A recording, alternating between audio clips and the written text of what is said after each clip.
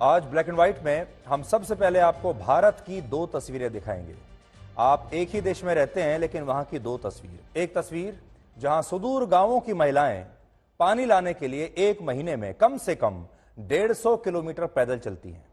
पानी लाना एक बड़ा संघर्ष है वहां पर।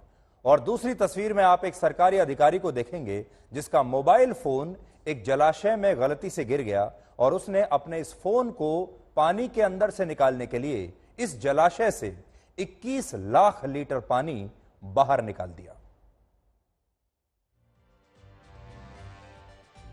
एक तरफ वो महिलाएं देखिए जो सूखे कुएं तक पहुंचने के लिए एक महीने में कम से कम 150 किलोमीटर पैदल चलती है, और दूसरी तरफ ये जलाशय देखिए पानी से भरा हुआ है। लाखों लीटर पानी इसके अंदर है, लेकिन एक सरकारी अधिकारी का क्योंकि मोबाइल इसमें से गिर गया था इसलिए इस पानी को बाहर निकाल दिया गया। ये पूरा मामला छत्तीसगढ़ के कांकेर जिले का है जो रायपुर से लगभग 140 किलोमीटर दूर है। कांकेर जिले में 20 मीटर ऊंचा एक बहुत बड़ा बांध है जिसे खेरकट्टा डैम कहते हैं, और इस बांध के जलाशय में जो पानी जमा करके रखा जाता है उसका इस्तेमाल सिंचाई के लिए यानी खेती बाड़ी के लिए किया जाता है। लेकिन पिछले 3 दिनों में इस जलाशय के सबसे बड़े ओवरफ्लो टैंक से 21 लाख लीटर पानी बाहर निकालकर बर्बाद कर दिया गया है। और यह सब कुछ सिर्फ इसलिए हुआ क्योंकि इस ओवरफ्लो टैंक में कांकेर जिले के एक ब्लॉक के एक फूड इंस्पेक्टर का मोबाइल फोन गिर गया था। इस फूड इंस्पेक्टर का नाम आपको जरूर जानना चाहिए। इनका नाम है राजेश बिस्वास, जिनकी फोटो तस्वीर अभी आप देख रहे हैं। एकदम हीरो जैसे लगते हैं ये। और ये उस दिन छुट्टी मनाने के लिए इस जलाशय पर आए थे क्योंकि ये एक पिकनिक स्पॉट भी है। लेकिन जिस टैंक में इस फूड इंस्पेक्टर का महंगा मोबाइल फोन गिरा वहां आम लोगों को जाने की इजाजत नहीं है, वहां कोई बड़ा सरकारी अधिकारी ही जा सकता है। लेकिन ये अपने बड़े पद का दुरुपयोग करके किसी तरह से वहां पहुंच गए। और इससे भी बड़ी बात यह है कि जब ये इस टैंक के पास पहुंचकर अपने महंगे मोबाइल फोन से एक रील बना रहे थे तभी गलती से इनका मोबाइल फोन टैंक में गिर गया। और इसके बाद ये फूड इंस्पेक्टर इतने परेशान हो गए कि उन्होंने सिंचाई के लिए इस्तेमाल होने वाले बांध के इस ओवरफ्लो टैंक को लगभग खाली करा दिया क्योंकि उन्हें इसमें से अपना मोबाइल फोन निकालना था। जो मोबाइल फोन इस टैंक में गिरा वो लगभग 1 लाख रुपए का मोबाइल फोन था। उसकी कीमत अगर मैं बिल्कुल एग्जैक्ट बताऊं आपको तो 96,000 रुपए के आसपास की कीमत है इस मोबाइल फोन की, यानी आप लगभग 1 लाख रुपए का मान लीजिए।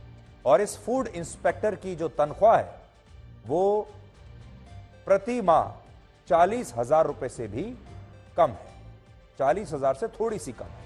तो पहले तो ये देख लीजिए, सरकारी अधिकारी हैं, फूड इंस्पेक्टर हैं, तनख्वाह है 40,000 रुपया महीना, लेकिन मोबाइल फोन रखते हैं 1 लाख रुपए का, यानी इनके 2 महीने की तनख्वाह से भी ज्यादा का इनका मोबाइल फोन है।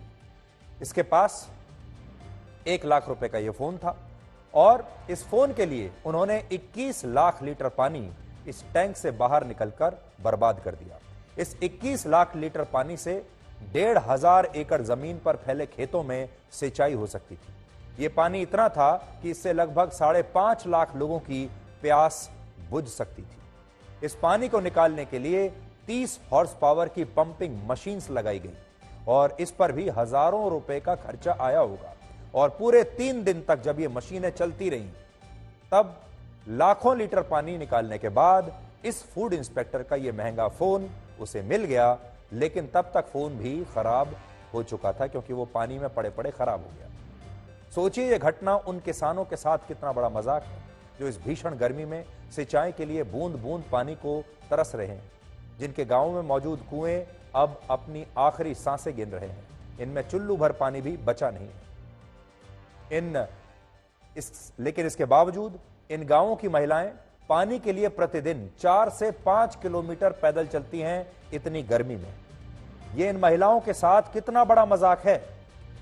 दूसरी तरफ ऐसे सरकारी अफसर हैं जो अपने 1 लाख रुपए के मोबाइल फोन के लिए टैंक का 21 लाख लीटर पानी बाहर निकालकर बर्बाद कर देते हैं। एक सर्वे के मुताबिक भारत के ग्रामीण इलाकों में हर 2 में से 1 महिला पानी लाने के लिए प्रतिदिन 5 किलोमीटर पैदल चलती है। यानी एक महीने में वो 150 किलोमीटर पैदल चलती है और एक साल में एक महिला औसतन 1800 किलोमीटर पैदल चलती है। सोचिए 1800 किलोमीटर पैदल चलती हैं एक महिला पानी लाने के लिए औसतन एक साल में। ये पूरी दिल्ली से ये जो दूरी है, ये भारत की राजधानी दिल्ली से बांग्लादेश की राजधानी ढाका तक पैदल चलने के बराबर है। लेकिन जिस देश में महिलाएं इतनी कठिन पैदल जल यात्रा करती हैं, उस देश में इस तरह की घटना होती है। ये शर्मिंदा करने वाली बात है।